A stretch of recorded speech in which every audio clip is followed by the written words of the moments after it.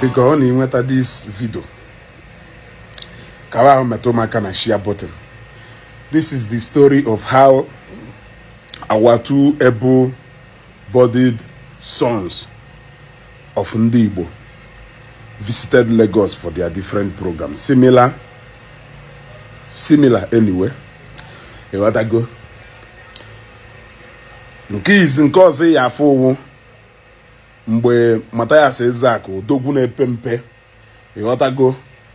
The champion, onye na champion the Omenala bụ ụzọ eziokwu na ndụ. You want to go? Ndị chọrọ ka ha shopụ ndị ụka. You can see how they have recorded a huge turnout of people. They have recorded a huge turnout of people.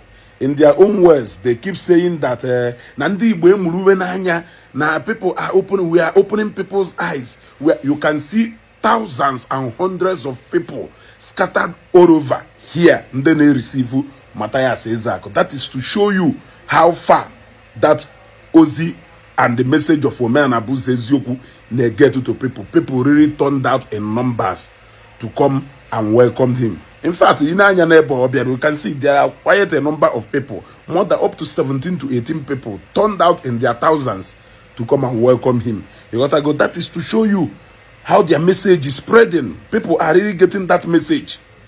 People are really getting that message. Then the other one is Evangelist Ebuka Obi. You got to go with the leader and the spiritual director of a Zion ministry in Lagos, Igotago, land in Lagos. Inahanya, if you just know Mpulumade Ebua Eto, with a biazute. Fact, inahanya back na this field ebono. If you nande biazute, Eluho, Mpulumade Eto Moweno. That is to show you how Ndo Omenala Ezeaku si wena chupu. Now pass the message to the mother ketaka, and people are really getting the message.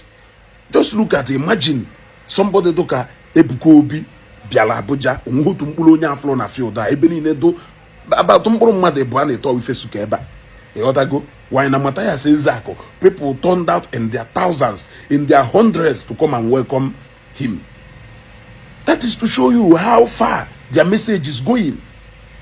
You gotta ine na anya kita. Ifuna so nda bia zute Mathias Ezeaku na Abuja kalele the whole Zion ministry worldwide. Carry number the whole Zion ministry worldwide.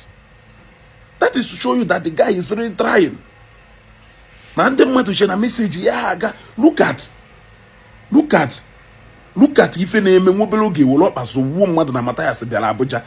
People turned out in their thousands, in their hundreds, to come and welcome him. Look at Ebuka Obi bial. They go to feel the Ebuka Obi bial.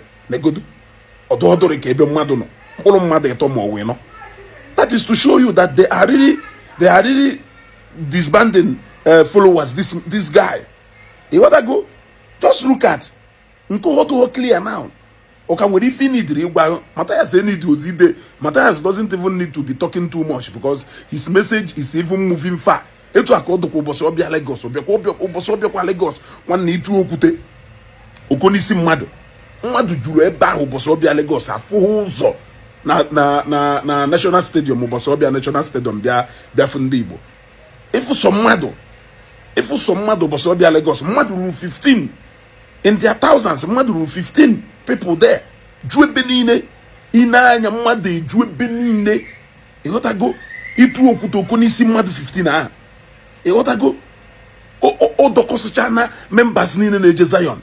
E putazi obosi ana eme program na Zion ministry. E ho Zion ministry. Nte na ebe ahụ. Ayelu mmadu 10. Or ayelu mmadu 7, ayelu du mmadu 5 ogo fodo. E got to go. So for them mmadu chekwa na message Mathias Ahaga. These are two visit of our two illustrious sons to Abuja. One of them was Mathias Ezeaku. Oje crowd, look at so crowd ebe hano. Mmadu ju ebe niile itu okute okunisi mmadu afuhu uzo ebe mmadu si we nola anolo. Onye nke ọzọ were Evangelist Ebuka Obi. Just look at only few people on that field ebe ono. Iji we go say na this message Omenala Ezeaku ha na preach. Na message na aga. People are really getting that message. In case if you don't know, this is what will happen in their dream island. In their widest dream, this is what they are expecting, that they reverse the opposite of what is happening here should be the case. One day, keep dreaming. Law, if I want from beginning of this video, can only happen in your dream and in your widest imagination. In your widest imagination. It's just to show you people what you people are out to deal with. He can then on a field that just to Evangelist Ebuka Obi into three. Iwoputakwa ofuzo kekwa into three. Iwoputakwa ofuzo kekwa into three. Ofuzo kalele the whole support base nwelu worldwide. Achọ m ime ebe ndị Igbo niile ahụ nọ. Ha ma ekwu okwu Nigeria ebe a because unu enwere mmadụ ebe a. Ọ ndị nne nwaanyị unu na-eje ego kosi na-eme everyday agbasa n'ụkwụ na amara iko rice ma ihe ha ewe jesido onwe ha nni.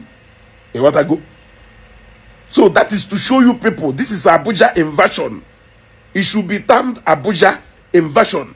Keje Abuja keje menwu belo ụzọ ka unu kweta na ebe. Nwanne, face your business. Who knows, you may be able to get one or two people. But once or if you look in a gosin doka, no oka kena bomba one the difference is clear. Wonya mahebe light and darkness edo. On other can show ibido iru sugar. A gem bido maybe competition with a Louis sugar. Imo on a mission mad to go dead on arrival. On chilu no do skater. A gem bido competition with the Tommy. You gotta go. Or isho no keta cholo ke potassium no bido ifeto ka lubricating oil. E she bido competition with Total Oil. You have to start small. You have to start like you haven't started. Mobilize the good group of people, structure in a way before you even come out. It's more like Mirim Basso. Ijene make competition with River Niger or Babish. Or Ami, Biakromana Tata, Ijene make competition with the Babish, Atlantic Ocean or Indian Ocean. And what I go, even you use this expression way better than this video, for what you people are aiming at versus what you people have now. You still have a long way to go.